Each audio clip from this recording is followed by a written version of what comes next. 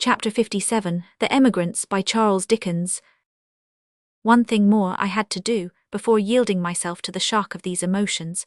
It was to conceal what had occurred from those who were going away, and to dismiss them on their voyage in happy ignorance. In this no time was to be lost. I took Mr. Micawber aside that same night, and confided to him the task of standing between Mr. Peggotty and intelligence of the late catastrophe. He zealously undertook to do so, and to intercept any newspaper through which it might, without such precautions, reach him. "If it penetrates to him, sir," said Mr. Micawber, striking himself on the breast, "it shall first pass through this body." Mr. Micawber, I must observe, in his adaptation of himself to a new state of society, had acquired a bold buccaneering air, not absolutely lawless but defensive and prompt. One might have supposed him a child of the wilderness, long accustomed to live out of the confines of civilization, and about to return to his native wilds. He had provided himself, among other things, with a complete suit of oilskin, and a straw hat with a very low crown, pitched or cocked on the outside. In this rough clothing, with a common mariner's telescope under his arm, and a shrewd trick of casting up his eye at the sky as looking out for dirty weather, he was far more nautical after his manner than Mr. Peggotty. His whole family, if I may so express it, were cleared for action. I found Mrs. Micawber in the closest and most uncompromising of bonnets, made fast under the chin, and in a shawl which tied her up as I had been tied up when my aunt first received me, like a bundle, and was secured behind at the waist in a strong knot. Miss Micawber I found made snug for stormy weather in the same manner, with nothing superfluous about her. Master Micawber was hardly visible in a Guernsey shirt, and the shaggiest suit of slops I ever saw, and the children were done up like preserved meats in impervious cases. Both Mr. Micawber and his eldest son wore their sleeves loosely turned back at the wrists, as being ready to lend a hand in any direction, and to tumble up or sing out, "Yo, heave, yo," on the shortest notice. Thus Traddles and I found them at nightfall, assembled on the wooden steps at that time known as Hungerford Stairs, watching the departure of a boat with some of their property on board. I had told Traddles of the terrible event, and it had greatly shocked him, but there could be no doubt of the kindness of keeping it a secret, and he had come to help me in this last service. It was here that I took Mr. Micawber aside, and received his promise. The Micawber family were lodged in a little dirty, tumble-down public-house, which in those days was close to the stairs, and whose protruding wooden rooms overhung the river. The family, as emigrants, being objects of some interest in and about Hungerford, attracted so many beholders that we were glad to take refuge in their room. It was one of the wooden chambers upstairs, with the tide flowing underneath. My aunt and Agnes were there, busily making some little extra comforts in the way of dress for the children. Peggotty was quietly assisting, with the old insensible work-box, yard measure, and bit of wax candle before her, that had now outlived so much. It was not easy to answer her inquiries, still less to whisper Mr. Peggotty, when Mr. Micawber brought him in, that I had given the letter and all was well. But I 999 both, and made them happy. If I showed any trace of what I felt, my own sorrows were sufficient to account for it. "And when does the ship sail, Mr. Micawber?" asked my aunt. Mr. Micawber considered it necessary to prepare either my aunt or his wife, by degrees, and said, sooner than he had expected yesterday. "The boat brought you word, I suppose," said my aunt. "It's 999, ma'am," he returned. "Well," said my aunt, "and she sails?" "Madam," he replied, "I am informed that we must positively be on board before 7 tomorrow morning." "Heyday," said my aunt, "that soon. Is it a sea-going fact, Mr. Peggotty?" "'Tis so, ma'am. She 100 drop down the river with that there tide. If Mas'r Davy and my sister comes aboard at Gravesend, arternoon next day, they 100 see the last on us." "And that we shall do," said I, "be sure." "Until then, and until we are at sea," observed Mr. Micawber, with a glance of intelligence at me, "Mr. Peggotty and myself will constantly keep a double lookout together on our goods and chattels."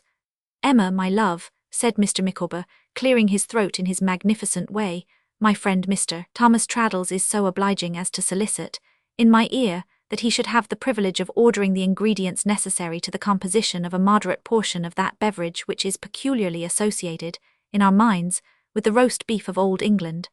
I allude to, in short, punch.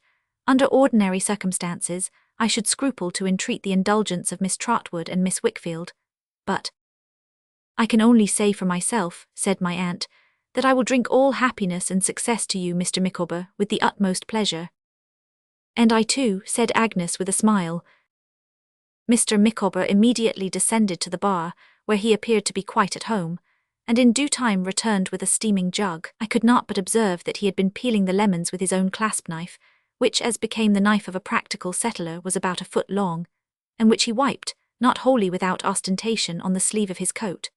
Mrs. Micawber and the two elder members of the family I now found to be provided with similar formidable instruments, while every child had its own wooden spoon attached to its body by a strong line. In a similar anticipation of life afloat, and in the bush, Mr. Micawber, instead of helping Mrs. Micawber and his eldest son and daughter to punch, in wine glasses, which he might easily have done, for there was a shelf full in the room, served it out to them in a series of villainous little tin pots, and I never saw him enjoy anything so much as drinking out of his own particular pint pot, and putting it in his pocket at the close of the evening. "The luxuries of the old country," said Mr. Micawber, with an intense satisfaction in their renouncement, "we abandon. The denizens of the forest cannot, of course, expect to participate in the refinements of the land of the free." Here a boy came in to say that Mr. Micawber was wanted downstairs. "I have a presentiment," said Mrs. Micawber, setting down her tin pot, "that it is a member of my family." "If so, my dear," observed Mr. Micawber with his usual suddenness of warmth on that subject, "as the member of your family, whoever he, she, or it may be, has kept us waiting for a considerable period, perhaps the member may now wait my convenience." "Micawber," said his wife in a low tone, "at such a time as this." "It is not meet," said Mr. Micawber, rising, "that every nice offence should bear its comment. Emma, I stand reproved." "The loss, Micawber," observed his wife, "has been my family's, not yours. If my family are at length sensible of the deprivation to which their own conduct has in the past exposed them, and now desire to extend the hand of fellowship, let it not be repulsed." "My dear," he returned, "so be it." "If not for their sakes, for mine, Micawber," said his wife. "Emma," he returned, "that view of the question is, at such a moment, irresistible. I cannot, even now, distinctly pledge myself to fall upon your family's neck, but the member of your family, who is now in attendance, shall have no genial warmth frozen by me." Mr. Micawber withdrew, and was absent some little time, in the course of which Mrs. Micawber was not wholly free from an apprehension that words might have arisen between him and the member. At length the same boy reappeared, and presented me with a note written in pencil, and headed in a legal manner, Heap v. Micawber. From this document I learned that Mr. Micawber, being again arrested, was in a final paroxysm of despair, and that he begged me to send him his knife and pint pot by bearer, as they might prove serviceable during the brief remainder of his existence in jail. He also requested, as a last act of friendship, that I would see his family to the parish workhouse, and forget that such a being ever lived. Of course I answered this note by going down with the boy to pay the money, where I found Mr. Micawber sitting in a corner, looking darkly at the sheriff's officer who had effected the capture. On his release, he embraced me with the utmost fervour, and made an entry of the transaction in his pocket-book, being very particular, I recollect, about a halfpenny I inadvertently omitted from my statement of the total. This momentous pocket-book was a timely reminder to him of another transaction. On our return to the room upstairs, where he accounted for his absence by saying that it had been occasioned by circumstances over which he had no control, he took out of it a large sheet of paper, folded small, and quite covered with long sums, carefully worked. From the glimpse I had of them, I should say that I never saw such sums out of a school ciphering book. These, it seemed, were calculations of compound interest on what he called the principal amount of 41, 10, 11 and a half, for various periods. After a careful consideration of these, and an elaborate estimate of his resources, he had come to the conclusion to select that sum which represented the amount with compound interest to 2 years, 15 calendar months and 14 days from that date. For this he had drawn a note of hand with great neatness, which he handed over to Traddles on the spot, a discharge of his debt in full as between man and man, with many acknowledgments. "I have still a presentiment," said Mrs. Micawber, pensively shaking her head, "that my family will appear on board before we finally depart." Mr. Micawber evidently had his presentiment on the subject too, but he put it in his tin pot and swallowed it. "If you have any opportunity of sending letters home on your passage, Mrs. Micawber," said my aunt, "you must let us hear from you, you know." "My dear Miss Trotwood," she replied, "I shall only be too happy to think that anyone expects to hear from us. I shall not fail to correspond. Mr. Copperfield, I trust, as an old and familiar friend, will not object to receive occasional intelligence, himself, from one who knew him when the twins were yet unconscious." I said that I should hope to hear, whenever she had an opportunity of writing.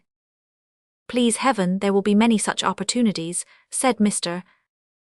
Micawber. "The ocean in these times is a perfect fleet of ships, and we can hardly fail to encounter many in running over. It is merely crossing," said Mr. Micawber, trifling with his eyeglass, "merely crossing. The distance is quite imaginary."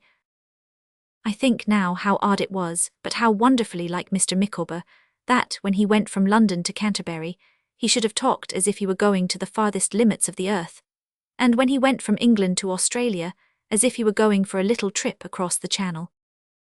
"On the voyage I shall endeavour," said Mr. Micawber, "occasionally to spin them a yarn, and the melody of my son Wilkins will, I trust, be acceptable at the galley fire.